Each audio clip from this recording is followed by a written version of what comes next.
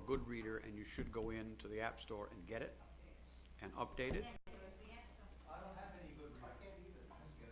I can't either. No, you don't. Can we get that restriction removed? We use Apple cards anymore. That's how we get rid of it. All right, everybody, let's go. We'll call the meeting to order. Good afternoon. Welcome. Happy Frosty Festival. All right, we're a busy crew, so we're going to rock and roll here. First thing, I'm going to entertain a motion on accepting the agenda as presented. Moved by Councillor Aker, seconded by Councillor Tessier. Is that thing loud? Was whistling? All right. Any additions to the agenda other than what's sitting in front? Actually, we don't have anything. All in favor? Contrary-minded, motion carried. First item then would be the minutes of the January 28th public council meeting. Accepted by, moved by Councillor Stoyles, seconded by Councillor Ledwell. Any errors or omissions? Again, the public council meeting of January 28th. Errors or omissions only? Hearing none, all in favor? Contrary-minded, motion carried. Business arising from the minutes of January 28th. Please refer to item number. Business arising. Going once. Going twice. No business arising. Moving on, we have one proclamation today, Council, that we are going to sign into the record. Not only do we not use paper very much anymore, I don't have a pen. Would you like one? Please. Oh, you got one there?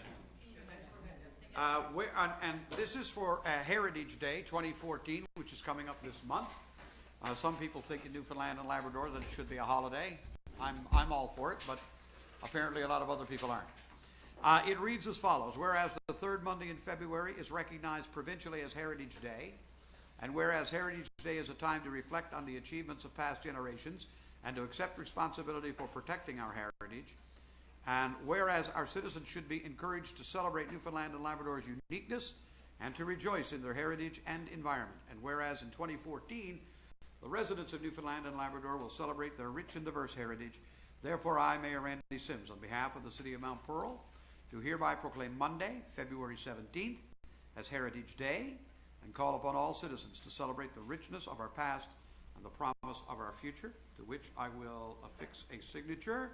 And I'm going to invite Deputy Mayor Locke to address this proclamation. Deputy Mayor. I think this is a great initiative, and I'm here to speak to we got background again. The oral. Bit too loud, a bit too high. Good. Okay. The oral history project, Your Worship, that we've undertaken here at the city. Has anyone else been interviewed by our two? No. I don't think any of us are old enough. We've been around. Oh, really? You've been interviewed, have you? I've been interviewed. Unless you're old. Yeah, and for date, Like me, hadn't bothered. I think it's a great initiative that we undertook, and this falls in line beautifully with this Heritage Day. To date, they've interviewed 12 folks. I think you may have seen in the Pearl, they talked about Mr. Thistle when they interviewed him. So they interviewed Mr. Thistle down on Park Avenue, and they're transcribing. So they're recording the interviews and then they're transcribing it. They were successful in getting some photographs, old photographs of Mount Pearl. That they sent one black and white photograph of Commonwealth Avenue, Mr. Collins. I think it was in the 60s or 1956. And it's just amazing what the city looked like. So with the information that's provided through the interviewing process, a detailed historical overview of some of the developments of Mount Pearl will be recorded and written. The informants is very personalized. It's an overview, like they asked me, for example, just some generic questions about what it was like growing up in Mount Pearl. And I just thought, as I looked across at Mr. Antle here, he's another Mount Pearl boy. So I told him of our days of swimming in, Twin Falls, skating on Steady Waters and Branscom's Pond, and walking the train tracks and stuff like that. So it's going very well. The two young ladies, and their names escape me right now. I think Melissa and Samantha, and they're doing a great job. They're very excited about it, and they look forward to doing the rest. I think they have. What did they indicate here? They have 12 to date, and another 6 or 8 are ready to be interviewed. And I got another couple of folks that I met at the the Sport Alliance Hall of Fame that they could also interview. So I think it's going to be great. At the end of it, what we're going to have is a collection. And what I'd like to see eventually is have this displayed somewhere. We spoke of this, at committee level as well. Like at our Admiralty House Museum, it'd be nice to have that there. I'd like to see if we had a map of the city of Mount Pearl, would you actually touch it, and then, a little historical icon would come up, and then you can actually hear the recordings or see some of the photographs that we've taken. The girl said some of the photographs they've received are amazing, but some of the residents are reluctant to relinquish their photographs. So one suggestion we spoke at committee level is perhaps have a day where we can encourage the residents to bring them down, and perhaps we could scan them digitally to include in the archives. And again, it's a great initiative. It falls in line with our Heritage Day. And as I said several times before, many people think that Mount Pearl doesn't have a history, that we're a relatively young family or a city. But as I said, my mother's family's been here for 210, 215 years. So, right around the time when old James Pearl himself was kicking around. So they've been here for quite a long period of time. So congratulations. I just want to extend to the two ladies that are doing the research for us, and of course to Community Services Department for assisting with this process and project. So I look forward to the end result. Thank you, Your Worship. Thank you, sir, very much. Anybody else with a comment? Councillor Tessier? Yeah, it was very interesting. We've been talking, wow, They're all turned up way higher. I tell you. We were talking about this initiative before the election, of course, last year, and when we were campaigning, I ran into a gentleman who heard through the grapevine that we were doing some kind of heritage project in Mount Pearl, and he told me that he lived in a house that had the first telephone on the pole on his street because he worked with Canada Post, and he needed to be able to access or be reachable by phone. This is before you could get a phone in your home as well, So or it was even on a have the pole. party lines. It was on a pole, and it was such an interesting conversation. I took his information. I have his contact information, so I'll be happy to pass that on, because I actually said that we'd love to have a chat with him about it. But it was just so neat to hear that, like to think of, like we're talking about digital display, touch screens, audio recordings like on something that you can actually touch. And we're hearing stories about the days when a phone was attached How it to really a pole. was, yeah. And it was so interesting. It was so cool to hear it. So anyway, I think this is just an outstanding initiative, and I can't wait to see what comes of it. I think all of us are going to be in for a real treat. Absolutely. Okay, thank you. We will move on. We are up to committee reports. Community Services, Deputy Mayor Locke, floor is yours again. Just one other thing regarding the Heritage Project. Again, we're talking at committee. When we get this project done, it'd be nice, to at our different events. So I'd like to see, like at Frosty Festival or at our City Days, maybe you take a time and roll a couple of these photographs and highlight some of the historical events here in the city. To let people know that we do have quite a heritage here and a colourful past. So that's great. All right, Your Worship. The first three items that I'm going to mention here are just for information purposes. The first has to do with the Mount Pearl Sport Alliance. I made reference to it earlier. The Sports Hall of Fame 2013. And the Athlete of the Year Award ceremony that was held on January the 31st, a couple of Fridays ago. It started off here. We had a little social here at City Hall for the members of the Hall of Fame, as well as the 5 new inductees for 2013. And just to acknowledge them, Mr. Paul Boland, Mr. Mike Mooney, Mr. Dan Murr, Miss Mary Holloway, and Mr. Jerry O'Brien. So they were here, and I got to say it was a great event. I think it was very well organized, well run. It flowed smoothly, and it was nice to see these members of our community who put so much time. I think the first 4 I mentioned, Paul, Mike, Dan, and Mary, went in the builders category, and Jerry went in as an athlete. But he's also heavily involved in the coaching of minor soccer. So. Kudos to all those. But as well, there was also the other part of the night was the 2013 Athletic Awards finalists and winners. And rather than go down through all the lists of finalists and winners here, we encourage people to visit the Sport Alliance website at sportalliance.ca, and the list of all the finalists and winners are outlined on that site. So again, it was great to be nominated. So congratulations to the nominees, as well as the ones that actually went away with the awards that evening. The next item, Your Worship, of course, you made reference to it, is the Frosty Festival. We're into the throes of it right now. And by all reports that I've been receiving, and people are just overwhelmed and super enthusiastic about the events. Friday night, of course, was the opening extravaganza. That was a great show that was put off.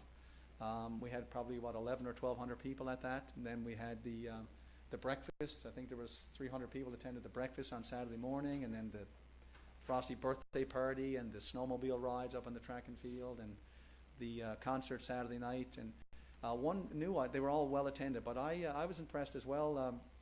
Sunday morning, I was up to the International Food and Craft Show, and I was there sort of early on, 10:30ish, and I was pleasantly surprised at the number of people that were there then. There was, my understanding is they had a constant flow, all day. So I congratulate the committee for taking that on. I think it's nice that we highlight the multicultural aspect, the cultural diversity that's starting to appear in the city of Mount Pearl. And I know the participants there at the booths and the speakers, they were absolutely overjoyed that the city of Mount Pearl extended this invite. So I'm sure it's the start of many that are going to come about.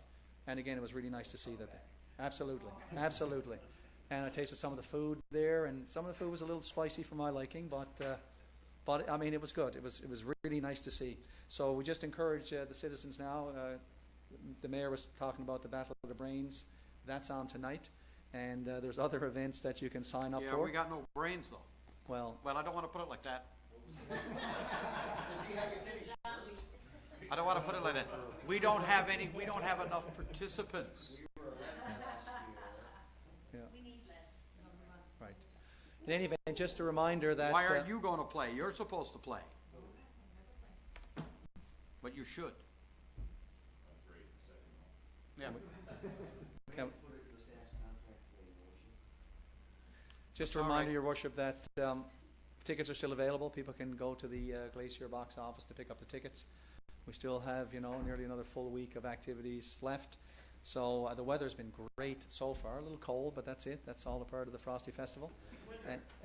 It's winter. So encourage people to get out. And again, just to throw out a huge bouquet to Mike Mooney and the festival committee, because they have put in so much time.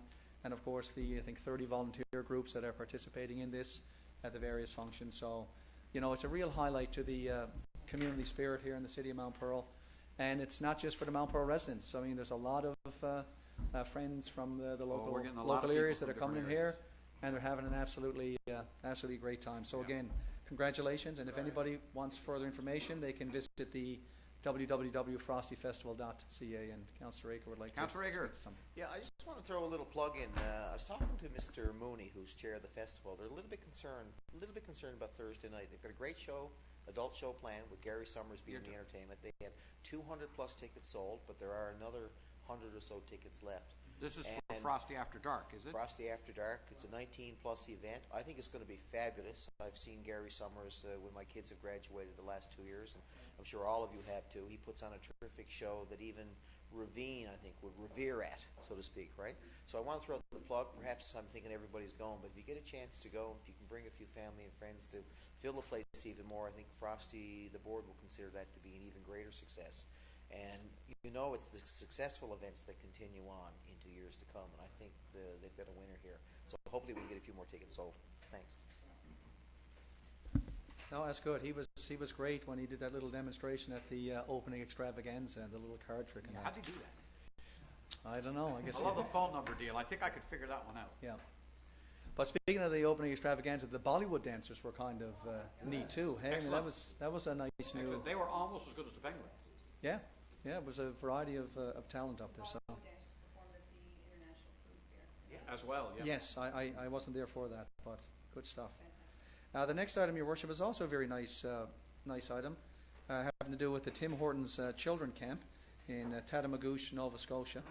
The Community Services Department was approached by Sunrise Ventures, and that's the owner-operator of Tim Hortons here in Mount Pearl. And they wish to select 2 participants between the ages of 9 and 12 who are a part of the Pearl program. And the Pearl program we spoke to a couple of weeks back, where Church of the Good Shepherd Parish, at their Arctic Char dinner, they made a donation of $1,000 towards this Pearl program. So this helps children in need that wish to participate in any of our sporting activities or community activities. and they don't have the financial wherewithal to do so. So what Sunrise Operations wishes to do is to select 2 of these children, and they're going to send them to the camp in, again, Tatamagouche in Nova Scotia. Summer camp, including activities include kayaking, swimming, tubing, rope climbing, archery, campfires, sports themed. I mean, all the things we did at summer camps growing up. And that's for this summer, July 3rd to the 12th. And the sponsorship will include all costs. I mean, it'll cost these children nothing, which I think is a very kind gesture, but not surprising given the support that we get from Tim Hortons all the time. You know, at any event, be it the breakfast, be it the 20-minute makeover, the Waterford River cleanup, the card game last night, the City Days, the Frosty Festival. Our friends at Tim Hortons are certainly there all the time. They're great community contributors and supporters. So this is just a very nice initiative. So again, I just wanted to send out a huge thank you to Sunrise Ventures for this opportunity and their continued support for the entire city of Mount Pearl. Amen. The last item, Your Worship, has to do with a service agreement. This committee is requesting approval to enter into a service agreement with St. John's Ambulance NL Council, Inc. for the period of January 1st of 2014. It's a 5-year contract, so it'll run to December 31st of 2018. And we're requesting permission to release the annual fee for service for 2014 in the amount of $3,000, and I so move. It is moved and seconded by Councillor Stoyles. Question or comment? All those in favor? Contrary-minded, motion carried. And that's it from me, Your Worship. Thank you. Thank you, sir, very much. Councillor Aker, Corporate Services, please. Thank you very much, Your Worship. Corporate Services, the first item, well, actually, there's 2 items on the agenda. We have a request for tax consideration, which is an exemption from our 2014 property taxes, and this is in accordance with Council's past practice. And also for 2014 business taxes. It just depends on whether the property is residential or if it's a business-type property. I believe the first one that you see there is really a property tax exemption, not a business tax. So the first 1, 2, 3, 4, 5 are property tax exemptions, and the last one is a business exemption, and I so move. It is moved, seconded by Councillor Tessier. Questions? All those in favor? Contrary-minded, carried. Next item, Your Worship and Council, we have the payment register invoices for approval totaling $577,060.29, noting that, again, the largest item in the list is the City of St. John's, which would be our water consumption for December past. 1 month cost us over $250,000, and that's the water supply coming from Babel's Big Pond. Also of note there, I see a hold back for some street upgrading and some smaller items that all add up to that $577, and I so move. Moved and seconded. Question or comment on any of the invoices for approval listed 1 to 15? Hearing none, all in favor? Contrary-minded, motion is carried. Infrastructure, Public Works, Councillor Walsh. Thank you, Your Worship. I just have a couple of items. The first thing is the ongoing winter snow and road report. Right now we're in the process of cutting back streets and cul-de-sacs, removing snow from cul-de-sacs. Also doing the clearing of some of the hydrants, which seems to be an ongoing effort this time of the year, trying to catch up with them. And of course we are preparing for, or making preparations for, an upcoming storm on Friday and Saturday. So we want to try to get as much snow that we have on the ground cleared up and taken away. It could turn to rain for us.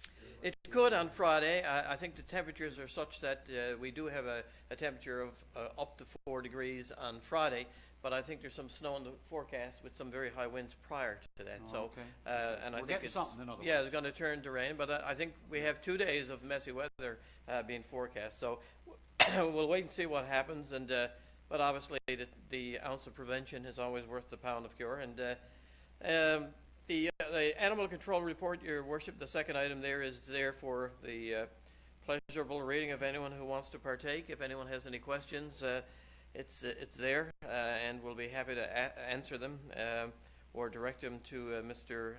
Antle, who will be happy to answer them as well. The stormwater management thing, I do want to take a minute, Your Worship. During our last meeting, we had a fairly large representative group from the Municipal Avenue area, and they were concerned about the rezoning and that sort of thing. And one of the major issues that was central to some of the opposition that we had heard and the concerns that were expressed by some of the residents was actually the fact that there had been stormwater infiltration into the system. This was basically what you were getting was stormwater that was coming from the sump pump being put into the sanitary sewer system, and of course that caused a problem on a number of different occasions. We did a number of years ago start a project that was continued just recently by a contract that was awarded to Bay New Plan, and I just wanted to give you a brief update on that. Right now, 355 homes of the 391 that were identified for survey have been completed. Currently, they've identified 89 homes that have sump pumps, and of those 89, 68 of those are connected to the sanitary sewer. So that's obviously a considerable amount of infiltration. As I mentioned the last meeting, and it's worth repeating again, 68 houses is the equivalent of 680 homes with normal stormwater management or normal sanitary sewer pumping into it. So if we can remove the 68 homes, that would be the equivalent of taking 680 homes off that sanitary sewer flow. That's basically where we're headed with this. We've got another 2 sump pumps that were connected to the storm, and 16 were discharging outside, and 1 was being directed in a drain that was actually located on the property. Councillor, I believe you've read it wrong. It's 21 that are. There's 68 are connected. Oh, the 68 are connected directly to the sanitary sewer. That's correct, yeah. Not the storm. So sorry, you're reading it right. I'm reading it wrong. Yep. Okay. So what we're going to do in phase 2 is, of course, come up with a plan that systematically resolves these houses and some of the others that are identified that are not included in this first phase of study. So the upshot of this, of course, is that we'll be doing a number of things, but most importantly, we'll be relieving a considerable problem that has, environmental considerations, among other things. And of course, in that area that was identified for rezoning and in which we have an application for a development proposal, it should appreciably reduce the concern related to, the amount of stormwater management and controls that will be put in place to allow that development to proceed. Other than that, Your Worship, I just want to mention that the multiplex status is 88% financially complete. We're really getting down to the short strokes in terms of commissioning that project. But I do have to caution that as we get closer to commissioning the project, especially with regard to the mechanical components of this, there's an awful lot of testing and retesting that needs to be done. There are an awful lot of things with a project as complex as this one, from both a civil engineering but particularly a mechanical engineering perspective. $10 million of mechanical engineering in this facility. So we're hoping that all this goes well, that the testing goes well. Any errors that or problems that are identified will be corrected before we'll complete the commissioning of that site and take control of it. So we're in that stage now, but it really is looking great and it's starting to take shape. If you've been up there recently, you'll see even some of the fine tuning and some of the work that's been done regarding painting and all those sorts of things that kind of pretty up the site. It's becoming less and less looking like a construction site and more looking like a real facility for sure. And we're pretty excited to move towards the completion of this. That's it for me, Your Worship. Thanks very much. Thank you, Councillor Walsh. Anybody with a question or comment on anything from the report? Councillor Tessier? The animal control, and I don't have the page open in front of me right now. Yes. Yeah, there's just a few call-outs for cats and dogs roaming, and just a few impound fees charged. Just a question. The impound fees, are these dogs that actually, do we know if they're dogs that accidentally got loose on their property or if they're dogs that are just out strolling around? And the same with cats, because I guess the concern that I have, as I have every single year, and I know we all do in the winter, is that it's bloody cold. It's really quite cold.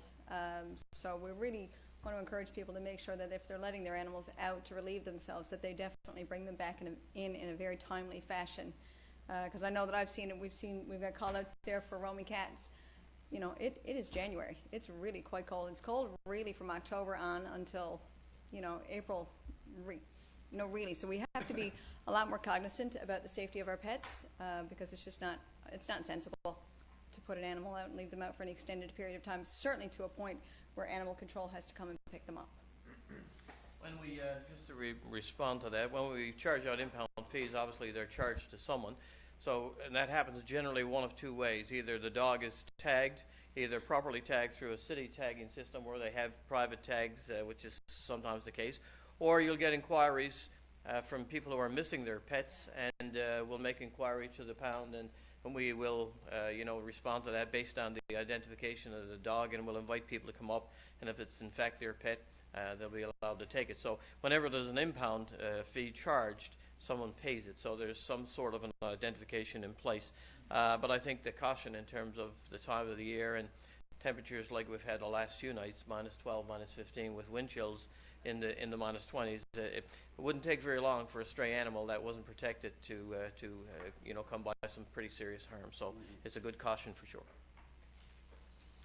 Okay, thank you, sir. Carry on. I'm done. Councillor Ledwell. Thank you, Your Worship. We have a number of items on the planning agenda this evening. I'll try to move through them as quickly as possible. The first item has to do with two amendments that we're proposing.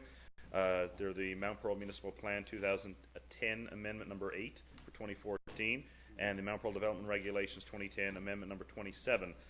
These are related to the property at 959 to 963 Topsail Road. Council adopted these amendments on January 14th of 2014. The purpose of the amendment is to relocate the boundary between the conservation and mixed-use designation at the aforementioned property on Topsail Road to coincide with the top of the slope of at the subject properties. Now, the notice of adoption of the amendments was advertised in the Telegram on January 18th and January 25th, as well as promoted on the city website. There was a public hearing scheduled for these amendments on February 4th. However, when the call went out for representations, for commentary on these particular amendments, there were no representations received.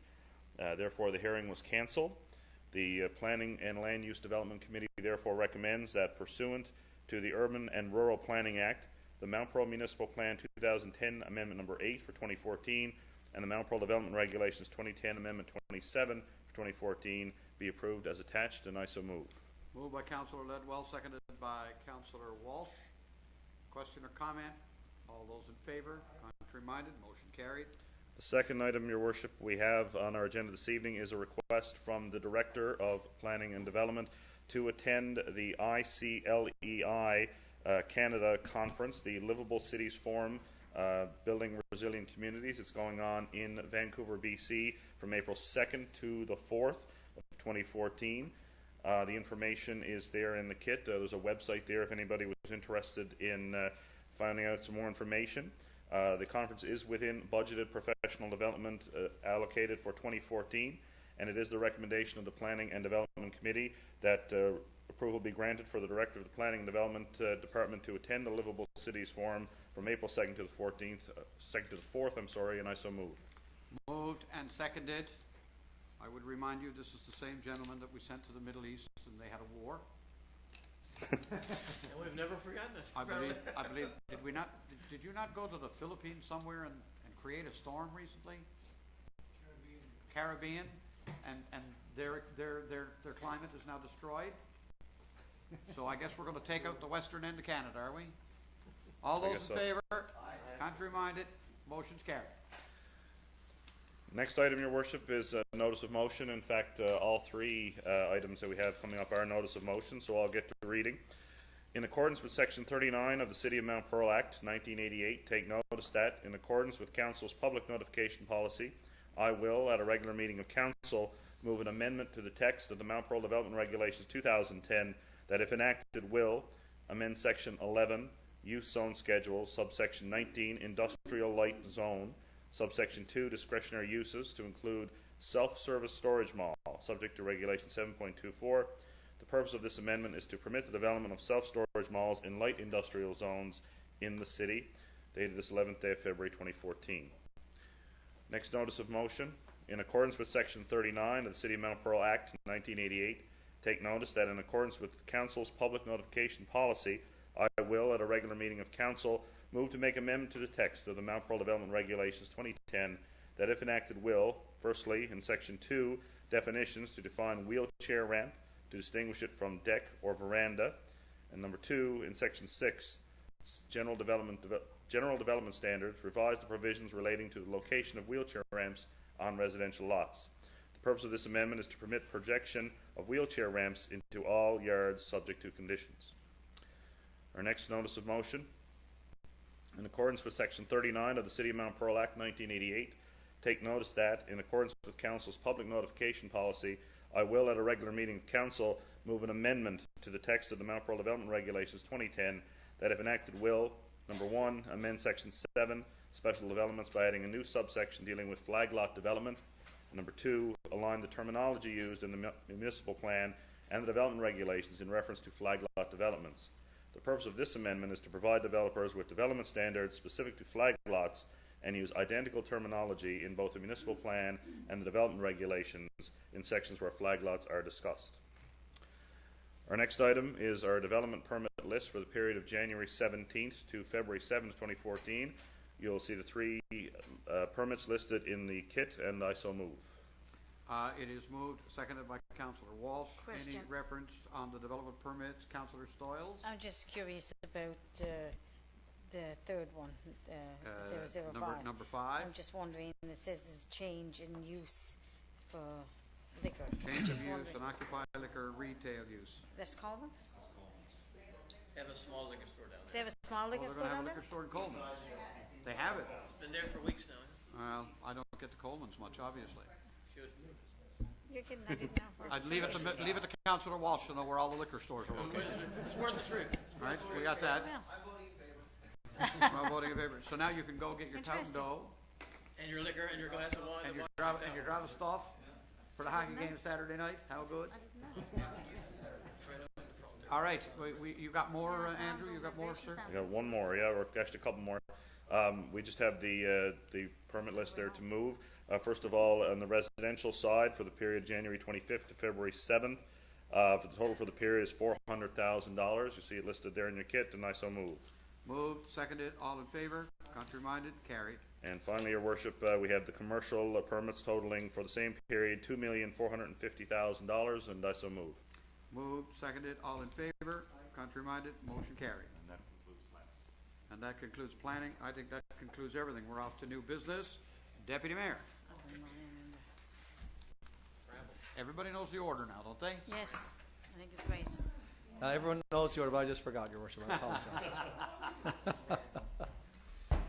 The first item here, Your Worship, is a press release that I received today from Campia Gymnastics, released yesterday. And they're proud to be hosting the 2014 Frosty Flip gymnastics competition. I think it's called the Pink Invitational 2014 Frosty Flip, which is very nice. They're going to be hosting this, Your Worship and fellow councillors, on February the 15th and 16th. It's going to be hosted, as is the case usually, at Mount Pearl Intermediate School from 9 to 6 on Saturday and 9 to 12 on Sunday. This is held in conjunction with our annual Frosty Festival. And this year there's going to be over 150 athletes that are going to be competing for the right to be considered the best in the sport in our province. It's the first of 3 qualifying events for gymnasts competing to become members of the 2014 provincial team. And this team then will represent our province in the Atlantic Canadian, the Eastern Canadian, and then ultimately the Canadian Gymnastics Championship. Campia Gymnastics is encouraging everyone to come out and watch some of the best gymnastics in Newfoundland and Labrador.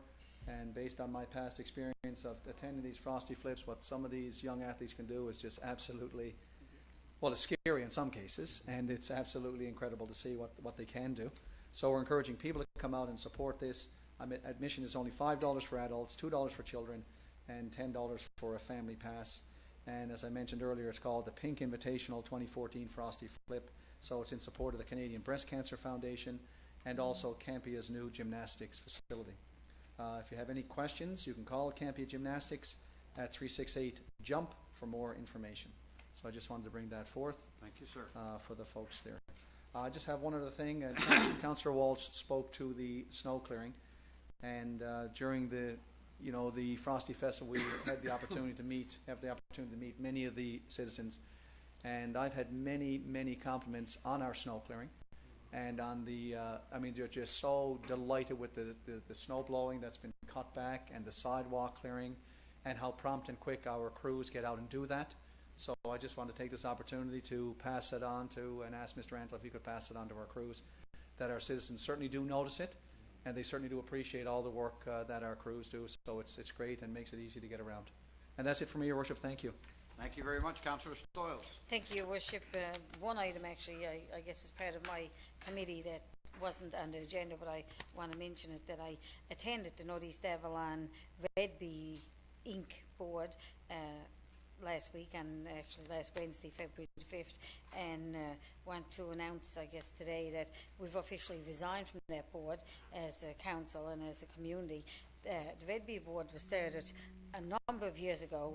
They had a lot of money, federal government money, and you, Your Worship, I think was there from the get-go, and I was there, attended on behalf of the city for a number of years also, and actually we're the last municipality to actually get out of and resign from the basically doing a lot of consulting work now, and they haven't closed the doors, where a lot of the Redby boards across the province have closed the door. The only other board that's open is the one in the Harbour Grace Caronier area, and they're doing a lot of educational stuff and that. Anyway, this board has continued to go, it's continued to exist, and they're going to be doing more consulting work. And as I said, we're the last community to have stepped away from it now as a municipality. They certainly did some great work in some of the smaller communities in Torbay and in the rural communities, but of course we've always had our own economic development officer, and even though we played a part in the board, we really didn't. It was more of a goodwill gesture to be part of it. And I don't know, Your Worship, you attended the meeting in December, and I do have the minutes and a full report to give at the committee of the whole meeting this evening.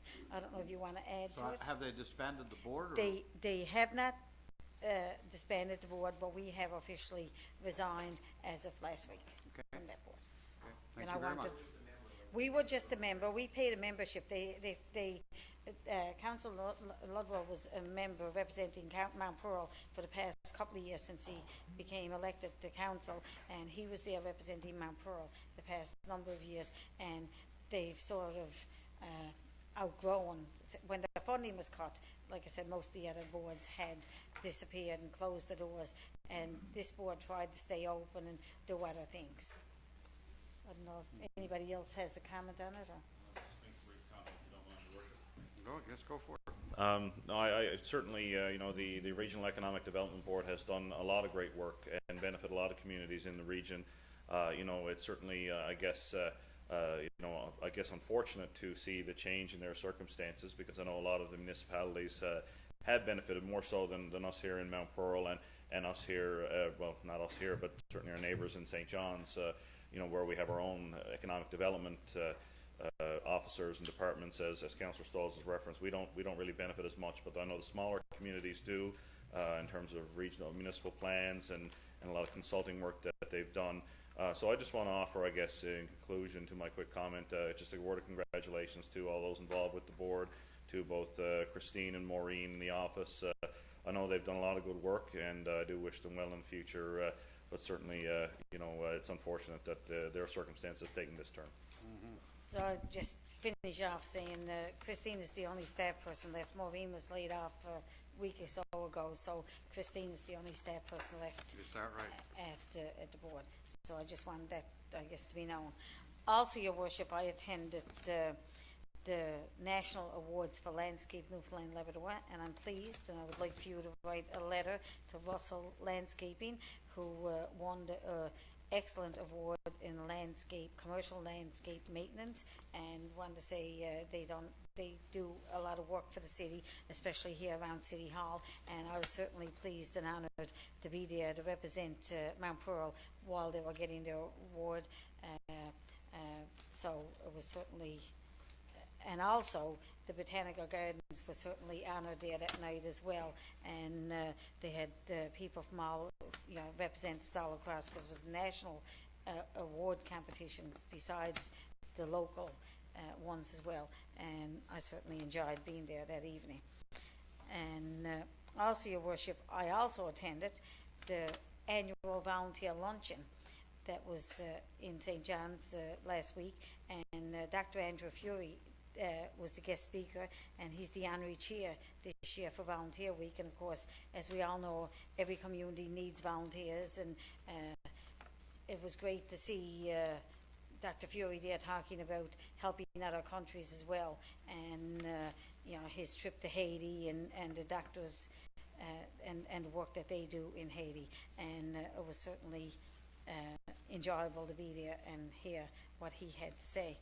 And also wanted to mention that on February 27th, Lupus is having a workshop here at City Hall, and I want to mention that at 7 o'clock for anybody, families and members of Lupus who would like to come and hear an educational session on the disease with lupus. I wanted to mention that for anybody that's out in the public.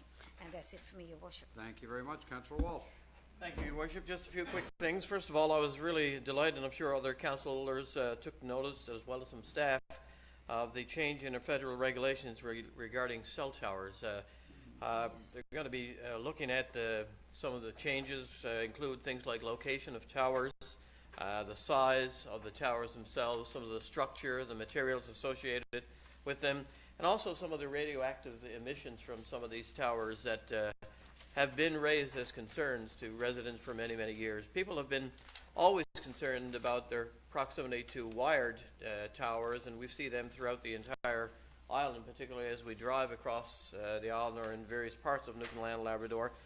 But of course, the wireless towers were something relatively new, I suppose, and so now they're starting to provide more strict regulations, which I think is something that's welcomed. And I'm sure we'll have an opportunity as both provinces and municipalities within each of the provinces to provide commentary and feedback, both from the municipality, the province, and also individual residents and people who have concerns about that as well. Can I just speak to that for a second? Sure, if you'd. All right, Deputy Mayor. I think it's a great initiative, and I don't know all the details of it. I remember reading, in the media that.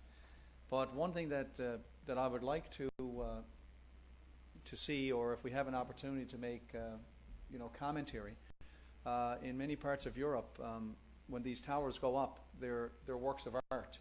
You don't just put up these god-awful steel towers, but there's a requirement where the municipalities or the local authorities have input as to what these towers look like. So when you see some of these towers in various parts of Europe, they don't look like towers. They look like nice features of the landscape and the urban architecture. So if we do have an opportunity, I'd like to know when we do have a chance to make commentary, and I'd certainly like to see if we could make that recommendation to beautify some of these towers.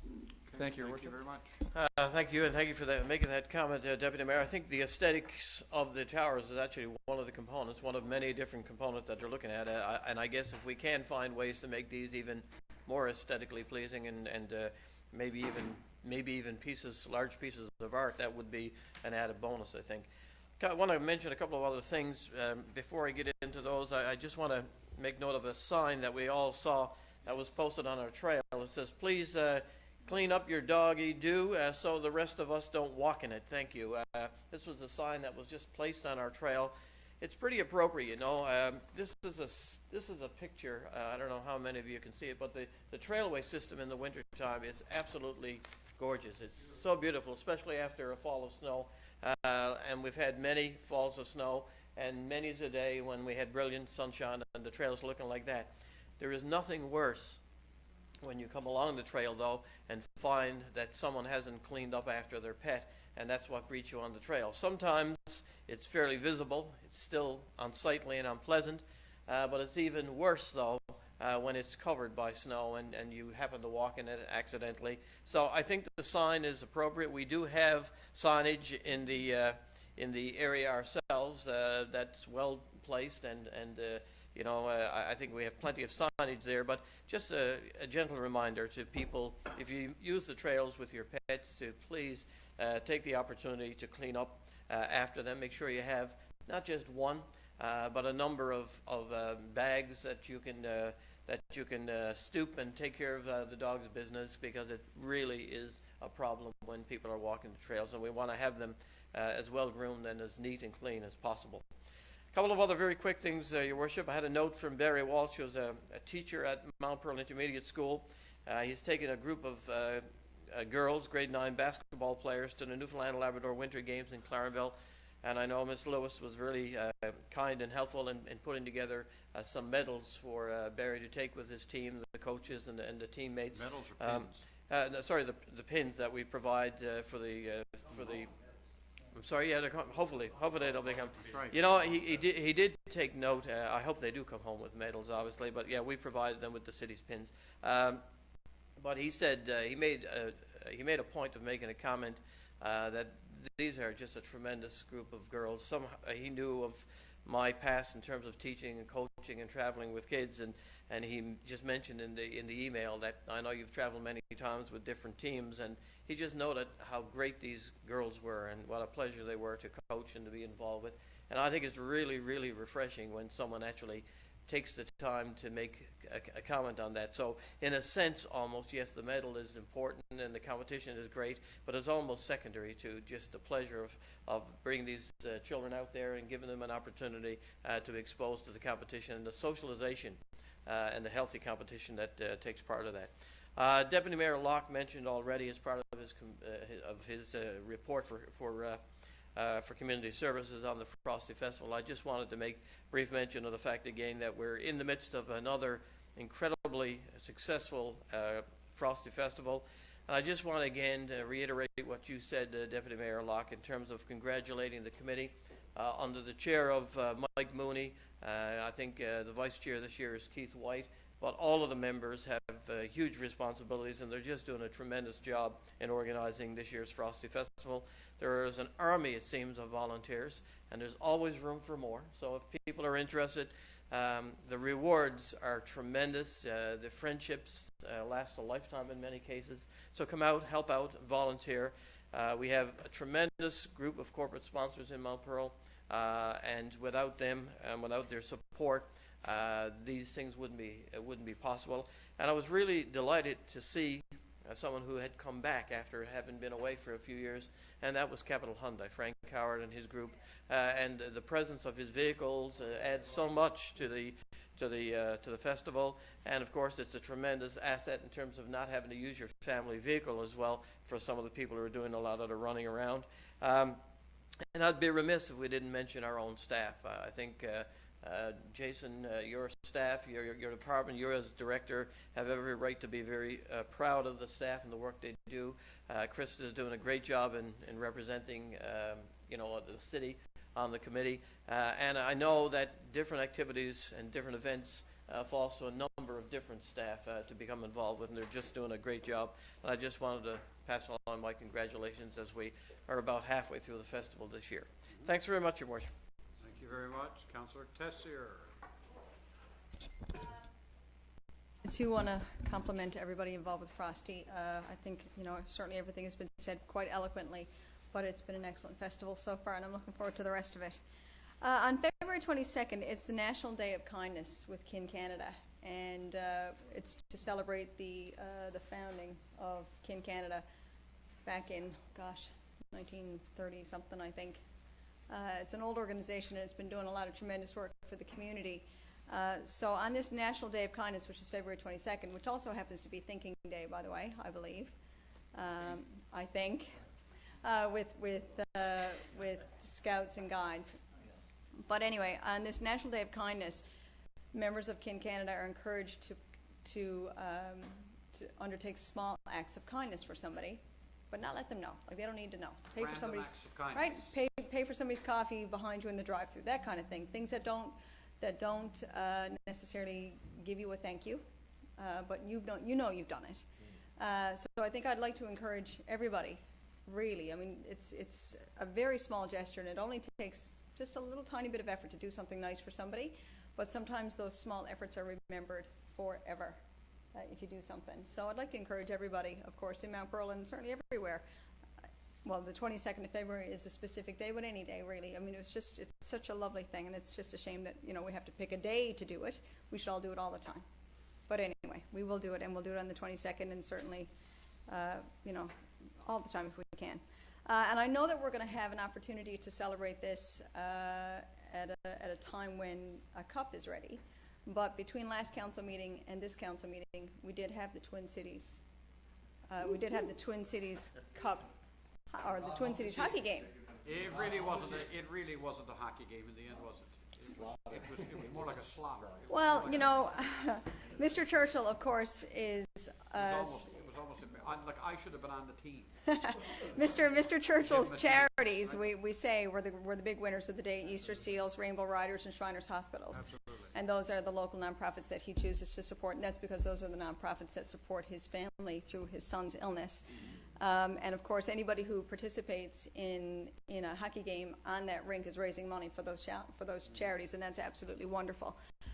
So those charities really are the real winners that day. Good job on that rink too. It's in good shape. The rink is beautiful. It's absolutely beautiful. I remember he was telling us a story there that day. It was really windy and rainy one day, and he watched on the webcam from his work. The boards started to sway, so he left work and ran out in his work clothes, soaking wet, bracing the boards, just to keep it afloat, because that's how much this means to him and how much it means to him to support these charities. And that's wonderful. So while those three charities absolutely are the winners of that day, What was the final I would be score? remiss in not saying that Mount Pearl is going to have the cup here in our chambers. Double digits What to was four. the what was Double the, digit- what double- was the final Double digits score? to four. It Two to was- one. 20, yeah, 20. Twice when I left, it was 13-3. So And Was it really? Mount Pearl Miss spotted Peach, them you with wouldn't 2-0 lie. It lead. wasn't 22-5.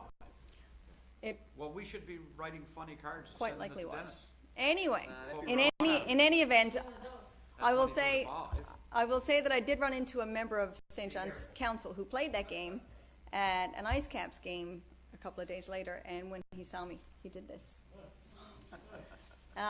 But anyway, it was a great game. It was a lot of fun.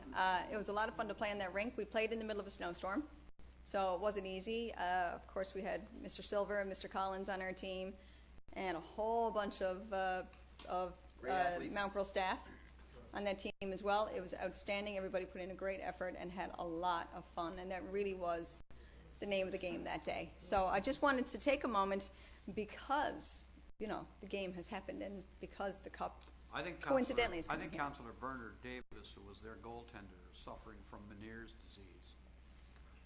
He's Every got a- Some time- ears? He's Yeah, got a 'cause every sunburn time, on every his time, neck. every time the puck got within 30 feet of him, he fell down. Did anybody notice that or me? I mean, everybody scored on the poor man.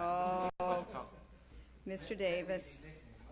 What is it he called himself? Red Lights Davis. Red Light Davis. Red Light Davis.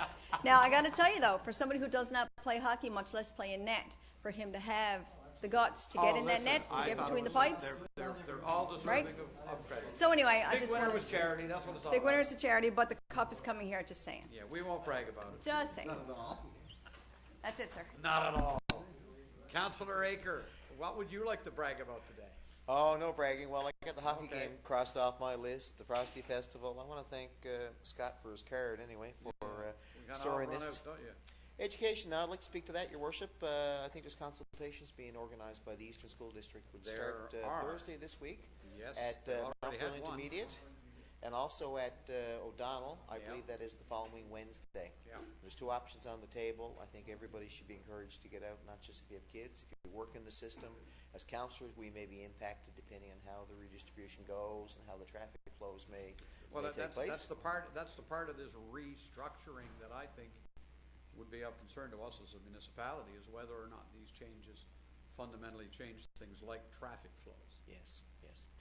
I don't think we can actually comment on whether or not they restructure a school in a general sense. No. And of course, the system is wide-reaching. It goes all the way through over the Southlands, through Mount Pearl, and over to Paradise. And I just want to encourage everybody, mostly the public, especially those with a stake in the school system, to get out. Absolutely. The next item, Your Worship, I want to talk about, I had a complaint or an inquiry from a resident over in Dominion on the parking lot. Half the parking lot, this is her words, is taken up by a whole bunch of trailers that are there. It looks like trailers that you'd attach to a tractor trailer. Are these trailers being stored there that would normally be at Loblaws facility in Oh, Melvins? I've seen everything over there. They're doing pallets stored there and all kinds They're of doing a stuff. renovation inside, so are these storage trailers, and were they permitted? I guess that's the only question I have. Does anybody have I can get an answer by email if that's appropriate. Yeah, I don't know the answer at this point, but I can find out for you. Yep. Okay, Thank you. Appreciate that on my behalf and hers as well. The 40th anniversary of the Marlins takes place this year, and I believe they have a fine day this Saturday. Yeah. It's going to be competing, I guess, in terms of our interest for I sent a with note to Frosty Heather. I Festival. don't know if everybody saw it. Saw that, Your Worship. So I'm hoping Yeah. they'll give us some times and that all of us can put our heads together and make sure we get some representation there amongst us. There will be a swim meet, I think, in the morning, and then there's a friendly competition amongst the alumni and some of the staff and current swimmers in the afternoon. And they're having a reception at the soccer clubhouse on Saturday night. I know we're all going to be at the Frosty dinner and dance to close it, but it would be nice if we could get a schedule and participate. Well, that's why I asked her for that, and she's going to give me some more specific times so that we can meet some of those Okay. Yep. requests. And the last thing is, geez, it all happens this particular weekend. The Mount Pearl Blades, I believe they finished 5th in the league this year. Does that make sense to you? Or 4th? I believe they were 4th. Anyway, they're taking on CBN to start the first round of the playoffs. It's this Friday and Saturday night at the Glacier. I know a lot of people will be tied up by Frosty. I'd like the public to know, would like to get out and support the Blades. I guess that was their first goal, was at least to get through the season. They had some decent attendance this year, and hopefully what the playoffs will do is bring a big crowd out. So that's Saturday and Friday at the Glacier, games 1 and 2. And, of course, there's no excuse why we can't go out to CBN for the next 2 games as well, which will probably be the next weekend. So we got to get out and support the Senior Blades. Thank you. Thank you, Councillor Ledwell. Thank you, Your Worship. I'll be very brief. Much of what I wanted to talk about has already been addressed, so Yeah. I now feel some of your pain that you've expressed from time to time. There you go. I do want to add my congratulations and my thanks to the Frosty Festival Board of Directors. It's certainly been a wonderful festival, and you know it's very important that we thank the volunteers, as has already been done so many times this evening. You know, they meet starting in May and June and right up until the festival, and they work day and night during this 10 days to make sure that things go smoothly. Even something as simple as getting Frosty to all of his engagements and all of his events takes yeoman service to make that happen. So congratulations and thanks to the volunteers. As well, congratulations to the Sport Alliance for putting off a very nice evening with the Hall of Fame induction and the awards gala. Certainly becomes a highlight of all of our calendars every year, and I think it gets better organized and a nicer evening every year. So congratulations to the Sport Alliance and to the Frosty Festival Board of Directors. Thank you, sir. Just before we look for an adjournment, I'm going to turn things back to Councillor Tessier, who missed something. I really did. And the second that Councillor Aker spoke about the Marlins, it prompted my memory. The AUS meet was held at Mon just recently. Or actually, I'm not sure if it was held at Mon, but the AUS championships were held, and several Mount Pearl Marlins, former Mount Pearl Marlins and Mount Pearl residents, have actually done quite well. Gavin Dyke and Sam Leewood got bronze in a relay. Leslie Marie Lahey and Sam Leewood made the finals in the 200 freestyle. But young Gavin Dyke broke some historic provincial records. In the 200 free, he broke a record that has been in place since 1984. And in the 100 free, he broke a record that had been in place since 1993. And Gavin was actually named the AUS Rookie of the Year. He can swim. He can swim. That boy is like a dart in the water. He is like a dart. I remember when he started swimming. Anyway, I thought it was very important that we recognize Gavin's accomplishments. Amen. Okay. Entertain a motion to adjourn. Moved by Councillor Walsh. We stand adjourned.